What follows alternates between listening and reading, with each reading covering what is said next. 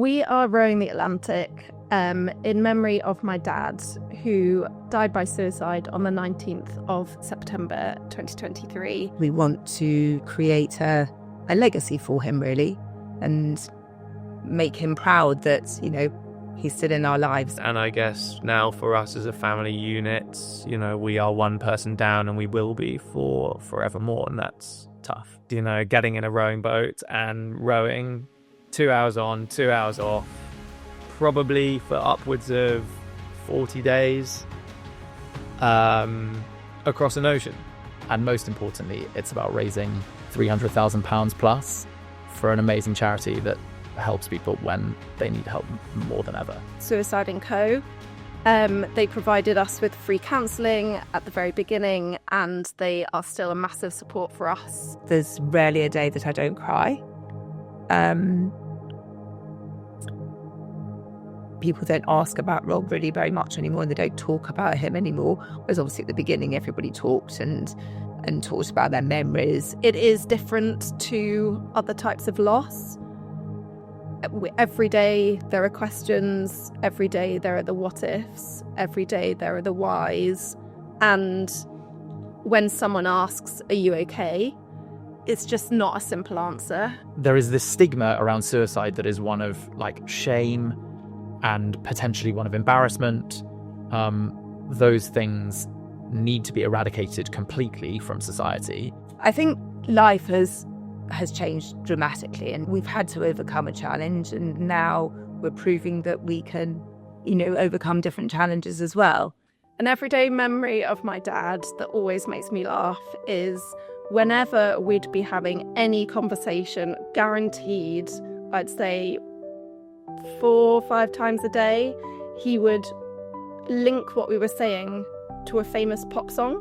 And then he'd just start singing. You're talking and you've got, and you're saying a sentence, and in that sentence might be 9 till 5 Dolly Parton song, and he will then start singing the 9 till 5 song, but only maybe to himself, just humming it by the coffee machine.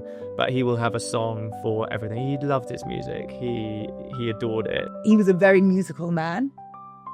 He couldn't play any instruments. He always used to talk about when he learnt the violin at school and the cat started howling. Everyone said, he was the mover and groover on the dance floor. And, and again, when it came to, Freddie Mercury or whatever, he'd be down on his knees with his electric guitar. Suicide&Co has helped me by introducing me to a huge community of people who've experienced the same thing as me. I have been exposed to a community that I never knew existed, and actually that has made me feel a lot less lonely, because it is a lonely place to be. When I first lost Dad, I didn't think that I would ever be able to feel happiness or joy ever again.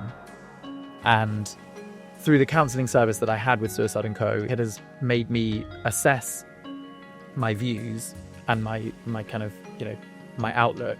And what I found was really helpful was that it gave you an hour to vent stuff that perhaps you couldn't really say to anybody else. The charity is here to help people not grieve in public, but not feel like they have to grieve in private. Those two things are very different, and there's something in between them where you can feel like there is somebody who will allow you to grieve with them or with their help and with their guidance. Bereavement by suicide is so common, actually, but it's still so taboo. But also the kind of ripple effect that this is going to have on so many other people that have been bereaved by suicide. They can be part of the journey from where we are now to where we're going to, taking on a nuts, scary, intimidating challenge, both in terms of physical and in terms of emotional and in terms of fundraising.